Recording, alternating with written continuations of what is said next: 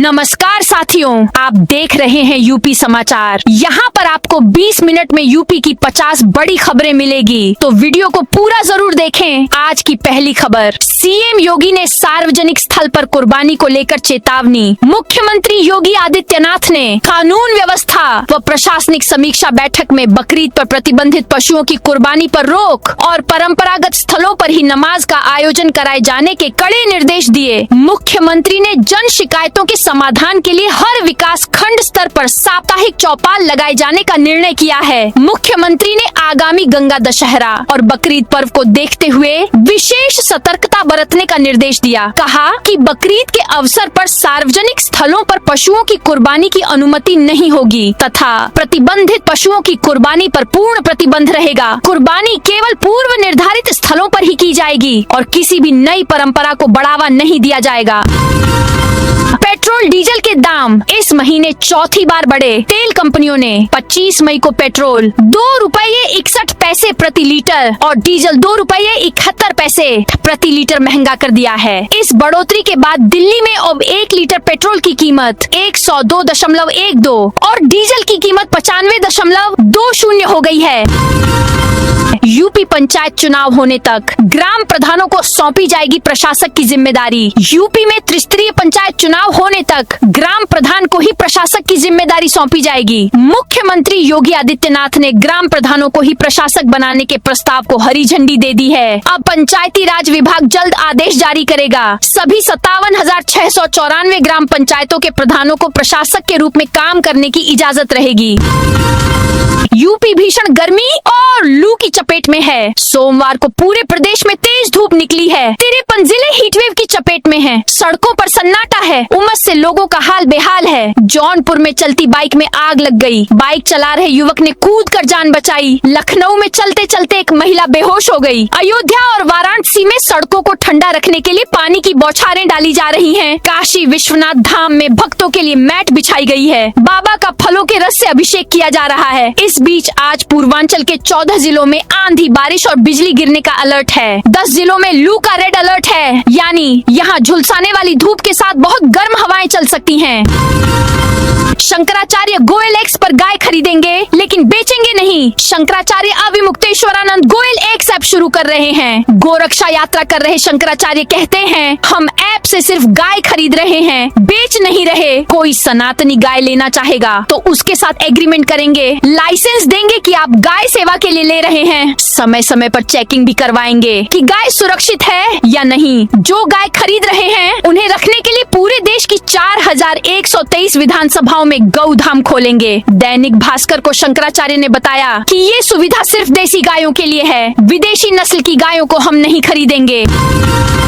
आज प्रयागराज आएंगे सीएम योगी आदित्यनाथ। उत्तर प्रदेश के मुख्यमंत्री योगी आदित्यनाथ 26 मई को प्रयागराज दौरे पर आएंगे। इस दौरान वह नगर निगम में आयोजित मेयर के 3 साल बेमिसाल कार्यक्रम में मुख्य अतिथि के रूप में शामिल होंगे। मुख्यमंत्री शाम करीब 5 बजे नगर निगम पहुंचेंगे और लगभग 45 मिनट तक विभिन्न कार्यक्रमों में हिस्सा लेंगे। कार्यक्रम में मुख्यमंत्री नगर निगम के नए सदन हॉल का लोकार्पण करेंगे। साथ ही नगर निगम के नए लोगों का अनावरण और पिछले 3 वर्षों में हुए विकास कार्यों पर आधारित विशेष पुस्तिका का विमोचन भी करेंगे। अब्बास अंसारी को मऊ पुलिस देगी। विधिक नोटिस कोर्ट के आदेशों का किया उल्लंघन। मऊ पुलिस सदर विधायक अब्बास अंसारी को कानूनी नोटिस जारी करने की तैयारी कर रही है। उन पर आरोप है कि उन्होंने गाजीपुर में अपने प्रवास और मऊ जिले में प्रवेश से संबंधित अदालत के आदेशों का उल्लंघन किया है। इससे पहले गाजीपुर पुलिस भी उन्हें इसी संबंध में नोटिस दे चुकी है। अपर पुलिस अधीक्षक अनूप कुमार ने बताया कि उनकी जानकारी के अनुसार गाजीपुर पुलिस ने अब्बास अंसारी को एक नोटिस दिया है। इस नोटिस में कहा गया है कि जमानत की शर्तों के तहत उन्हें गाजीपुर में 3 दिन तक निवास करने की अनुमति है। यूपी के सभी थानों की सीसीटीवी से होगी लाइव निगरानी। मुख्यमंत्री योगी आदित्यनाथ ने प्रदेश की पुलिस व्यवस्था को और अधिक आधुनिक, सुरक्षित तथा तकनीक आधारित बनाने के लिए पुलिस रेडियो विभाग को सुदृढ़ करने के निर्देश दिए हैं। रविवार को आयोजित उच्च स्तरीय समीक्षा बैठक में मुख्यमंत्री ने कहा कि पुलिस की लोकेशन, मूवमेंट और संचार गतिविधियों की गोपनीयता सर्वोच्च प्राथमिकता है तथा इसमें किसी भी प्रकार की तकनीकी सेंधमारी की संभावना नहीं कहनी चाहिए। उन्होंने निर्देश दिए कि पुलिस रेडियो नेटवर्क को अत्याधुनिक तकनीकों से सशक्त किया जाए तथा दूरस्थ क्षेत्रों तक निर्बाध संचार व्यवस्था सुनिश्चित की जाए। लखनऊ समेत पूरे देश में इस महीने लगातार चौथी बार फ्यूल की कीमतों में बढ़ोतरी हुई है। पेट्रोल में 2.61 पैसा और डीजल में 2.71 पैसे प्रति लीटर बढ़ोतरी हुई है, जिसके बाद लखनऊ में अब पेट्रोल 101.86 रुपए प्रति लीटर में मिलेगा। डीजल की कीमत 95.35 रुपए प्रति लीटर हो गई है। पेट्रोल डीजल लेने आए लोगों का कहना है कि चुनाव के समय अलग माहौल बनाया जाता है। समय पर काम पर ना पहुंचना हो तो साइकिल ही सबसे बेस्ट है। ओपी राजभर बोले, वंदे मातरम पूरे देश में अनिवार्य हो। उन्नाव के हसनगंज तहसील क्षेत्र के मोहान स्थित बीबीपुर चिड़ियारी मोड़ पर सोमवार को कला प्रशिक्षण केंद्र का लोकार्पण किया गया। कार्यक्रम में पंचायती राज विभाग के मंत्री ओम प्रकाश राजभर मुख्य अतिथि के रूप में पहुंचे। इस दौरान उन्होंने पंचायत चुनाव और मदरसों में वंदे मातरम को लेकर बड़ा बयान दिया। लोकार्पण समारोह में मुख्य विकास अधिकारी कृतिराज समेत कई प्रशासनिक अधिकारी और स्थानीय जनप्रतिनिधि मौजूद रहे। कार्यक्रम में पहुंचे मंत्री ओम प्रकाश राजभर का कार्यकर्ताओं और स्थानीय लोगों ने स्वागत किया। कानपुर में गर्मी से बढ़े बीपी हार्ट के मरीज। भीषण गर्मी और नौतपा की तपिश अब सीधे लोगों के दिल पर असर डाल रही है। उमस भरी गर्मी के बीच अनियंत्रित बीपी, हीट हेडेक और हृदय रोगों का खतरा तेजी से बढ़ गया है। हालत ये है कि पिछले 10 दिनों में कार्डियोलॉजी अस्पताल में दिल के मरीजों की संख्या दोगुनी हो चुकी है। अस्पताल की ओपीडी में रोजाना 600 से ज्यादा मरीज सीने में जलन, सांस फूलना, घबराहट और तेज धड़कन जैसी शिकायतें लेकर पहुंच रहे हैं। इनमें से 40 से 50 मरीजों की हालत गंभीर होने पर उन्हें तुरंत भर्ती करना पड़ रहा है।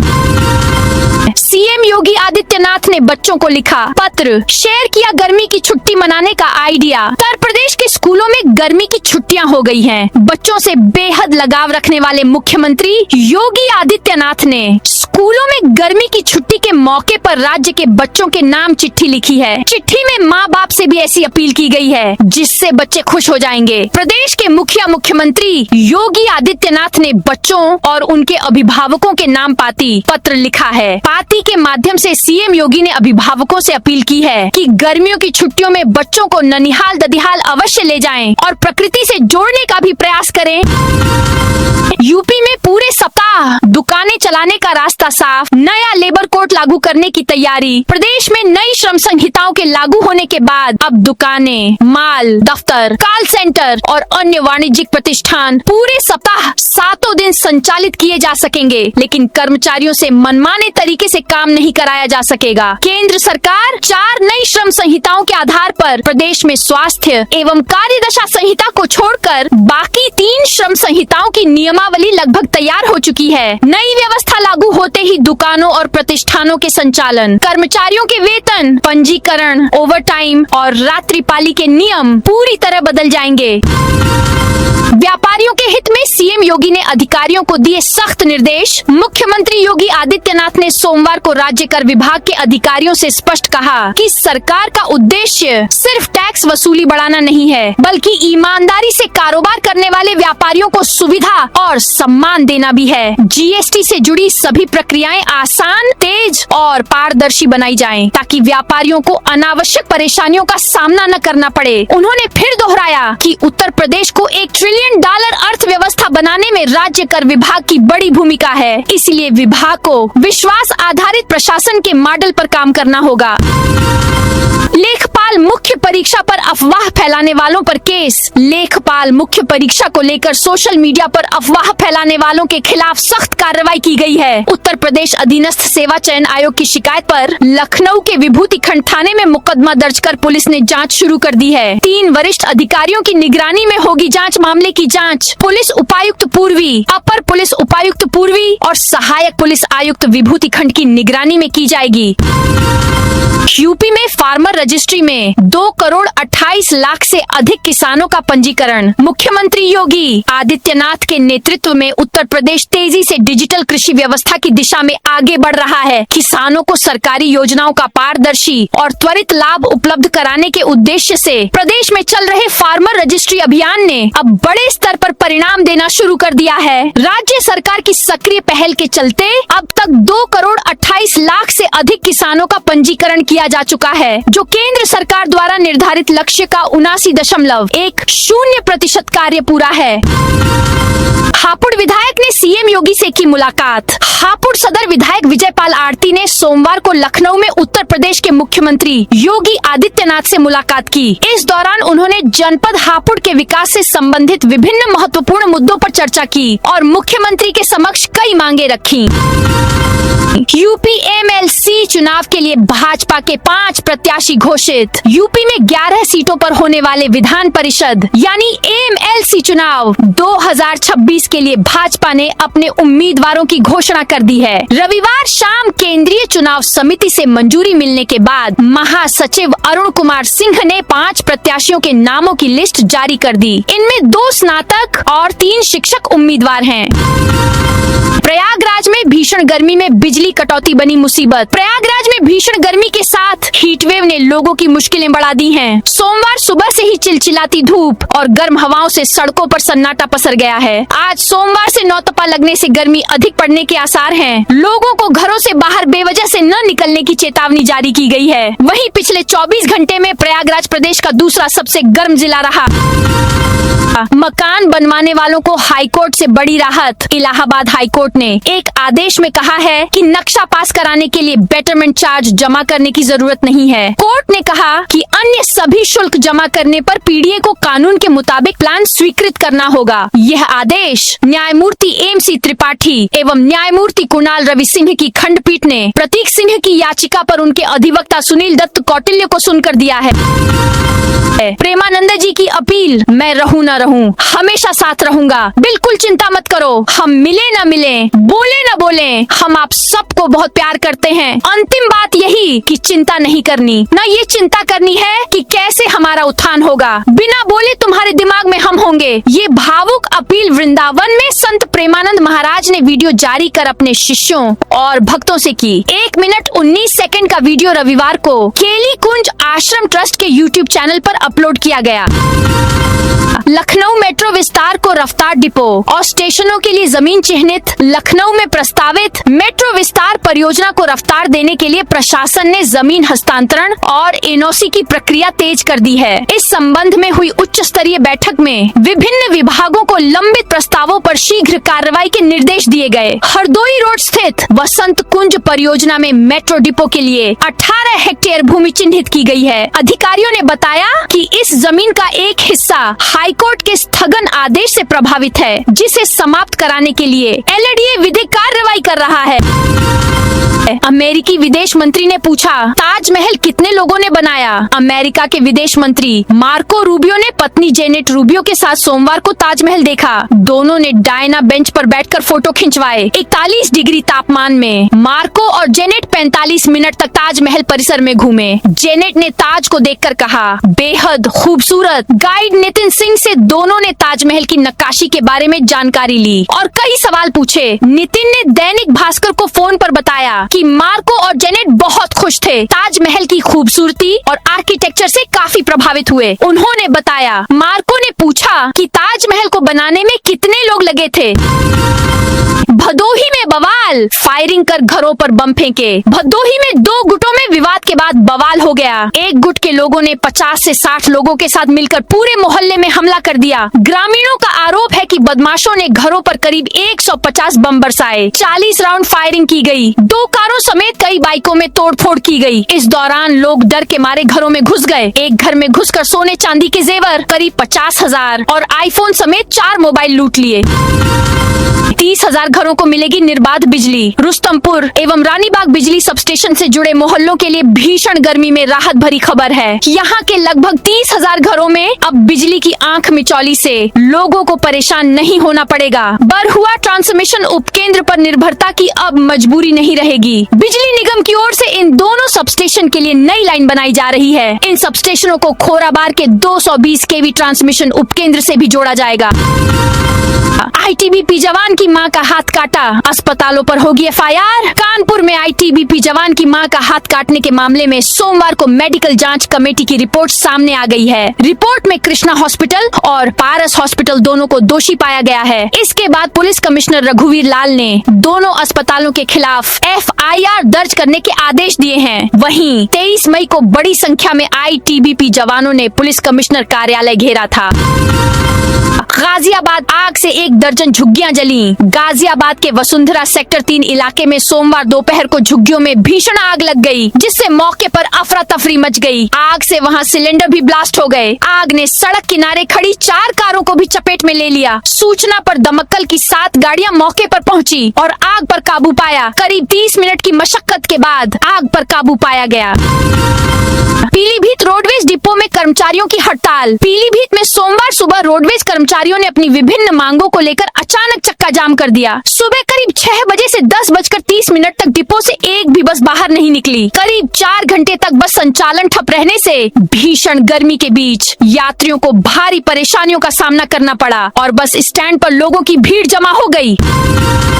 मेरठ में गंगा एक्सप्रेसवे टोल प्लाजा पर किसानों का धरना। मेरठ में सोमवार को भारतीय किसान यूनियन अराजनैतिक ने गंगा एक्सप्रेसवे के खड़खड़ी टोल प्लाजा पर धरना प्रदर्शन किया। किसानों ने टोल फ्री जोन घोषित करने और टोल छूट व्यवस्था में पारदर्शिता लागू करने की मांग को लेकर प्रशासन और टोल प्राधिकरण के खिलाफ नारेबाजी की। इस प्रदर्शन का नेतृत्व संगठन के जिलाध्यक्ष कालू प्रधान ने किया, जिसमें बड़ी संख्या में किसान और ग्रामीण शामिल हुए।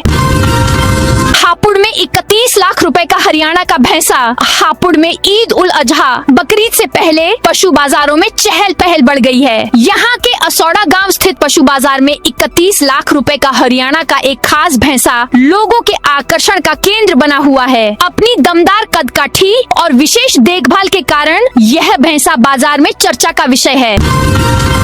यूपी मदरसा बोर्ड के रिजल्ट में बड़ी गड़बड़ी। 2 छात्रों को मिले पूर्णांक से ज्यादा अंक। उत्तर प्रदेश मदरसा बोर्ड के मुंशी आलिम परीक्षा के रिजल्ट में कई त्रुटियां सामने आई हैं। उन्नाव के मदरसा नियाजुल उलूम निशवा के छात्र मोहम्मद सलीम को सेकेंडरी के परीक्षा में 503 अंक दे दिए गए, जबकि पूर्णांक ही 500 है। इसी तरह मदरसा उलूम जैनपुरा वाराणसी की छात्रा अजीजा फातिमा को 525 अंक मिलना दिखाया गया है। इनका भी पूर्णांक 500 ही है। जालौन डीएम ने आधार सत्यापन में लापरवाही पर दिए निर्देश। जालौन के कलेक्ट्रेट सभागार में जिलाधिकारी राजेश कुमार पांडेय की अध्यक्षता में जनपद स्तरीय आधार अनुश्रवण समिति की समीक्षा बैठक आयोजित की गई। इस दौरान जिलाधिकारी ने आधार नामांकन, बायोमेट्रिक अद्यतन और डायरेक्ट बेनिफिट ट्रांसफर डीबीटी योजनाओं की प्रगति की विस्तृत समीक्षा की।